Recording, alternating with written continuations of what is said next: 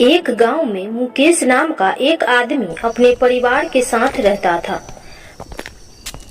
मुकेश फलों का कारोबार करता था, उसी से उसका गुजर बसर होता था। एक दिन मुकेश की पत्नी बोली, छठ आने वाली है, बच्चों के कपड़े भी खरीदने हैं और छठ पूजा की सारा सामान बाजार से लानी होगी। इतने सारे पैसे हम कहाँ से लाएंगे? तुम चिंता मत करो, आज मैं ढेर सारा फल बेचकर पैसे इकट्ठा करूँगा, जिससे छोटू के कपड़े और छठ पूजा भी हो सके। अगले दिन मुकेश बाजार में फल बेचने पहुंचा। फल ले लो, ताजे ताजे फल ले लो। पूरा दिन निकल गया, लेकिन मुकेश का एक भी फल नहीं बिका। मुकेश उदास होके घर लौट आया। क्या हुआ है? तुम इतनी उदास क्यों हो? क्या बताऊं, आज एक भी फल नहीं बिका। यह सुन के रोहिणी बोली, आज नहीं बिका तो कल बिक जाएगा, इसमें घबराने वाली कौन सी बात है? ऐसे ही चलता रहा। मुकेश रोज बाजार में फल बेचने जाता और उसका एक भी फल नहीं बिकता। एक दिन रोहिणी बोली, सुनो जी, कल छठ पूजा है, अगर आज फल नहीं बिके तो हम छठ पूजा कैसे करेंगे? तुम घबराओ मत, छठी मैया के कृपा से सब ठीक ही होगा। इतना कह के चला गया। सुबह से शाम हो गई, मगर एक भी फल नहीं बिका। मुकेश बहुत ही परेशान हो गया। अब मैं क्या करूं? हे छठी मैया, एक भी फल तो बिका नहीं। कैसे रोहिणी आपका व्रत करेगी? नारायण नारायण, हे छठी मैया, आपकी ये कैसी परीक्षा है।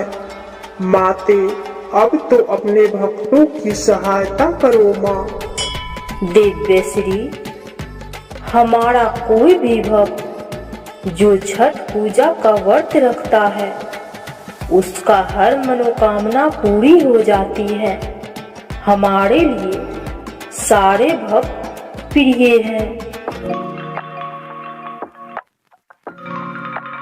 इतना कह के एक बुढ़िया के रूप ले लेती है। मुकेश सोच रहा था, आज मैं क्या मुंह लेकर घर जाऊंगा? कैसे मेरे घर छठ पूजा होगा? इतने में एक बुढ़िया आई और बोली,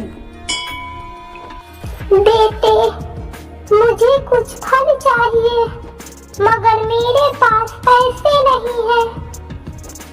अम्मा, तुम्हें जितना फल चाहिए ले लो। बुढ़िया कुछ फल ले लिए और एक थैला दिया। बेटा, तुम इस थैले को घर जाके खोलना। मुकेश जैसे ही घर गया, उसकी पत्नी बोली, एक आदमी आया था और जितने भी फल थे सारे ले गया और हमें ढेर सारे पैसे भी दिए हैं। यह सुन के मुकेश बहुत प्रसन्न हुआ और जैसे ही उस थैले को खोला तो उसमें से ढेर सारे सोने निकले। मुकेश बोला, रोहिणी, देख लिया छठी मैया की कृपा, वो कैसे हमारी मदद भी कर दी और हमें पता भी नहीं चला। हे छठी मैया, तुम्हारी कृपा सदा सब पर बनी रहे। और अगले दिन रोहिणी ने छठ का व्रत बहुत ही श्रद्धा पूर्वक किया।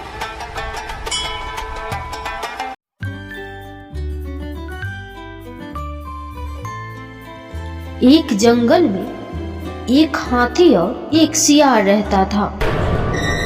जंगल में सियार भूख से इधर उधर भटक रहा था। वन में घूमते घूमते सियार एक जगह पर आया जहां उसने हाथी को देखा। हाथी को देखते ही सियार के मुंह में पानी आ गया। सियार हाथी को खाने के लिए सोचने लगा। यह सोचकर सियार हाथी के पास गया। हाथी के पास जाकर सियार बोला, हाथी, इस जंगल में बहुत से जानवर रहते हैं, लेकिन कोई भी जानवर आपसे ज्यादा बड़ा और समझदार नहीं है। क्या आप जंगल का राजा बनना पसंद करेंगे? सियार की यह बात हाथी को अच्छी लगी। हाथी ने सियार को जंगल का राजा बनने के लिए हाँ बोल दिया। हाथी के हाँ बोलने पर सियार ने बोला, आप मेरे साथ चलो। खुशी से फूला न समा रहा हाथी सियार के साथ चल दिया।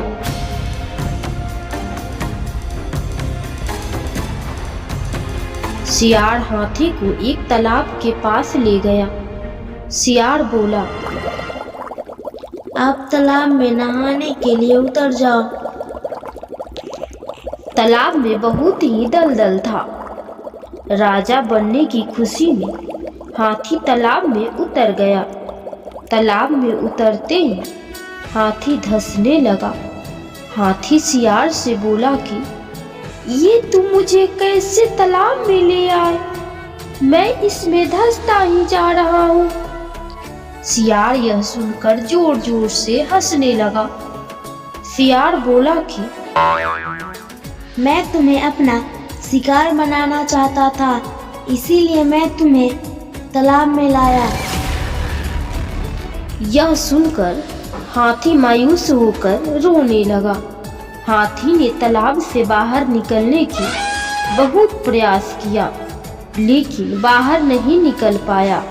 धीरे धीरे हाथी दलदल में धंसने लगा। हाथी को दलदल में फंसा देखकर सियार हाथी को खाने के लिए तालाब में उतर गया, जिसके बाद हाथी के साथ साथ सियार भी दलदल में फंसकर मर गया।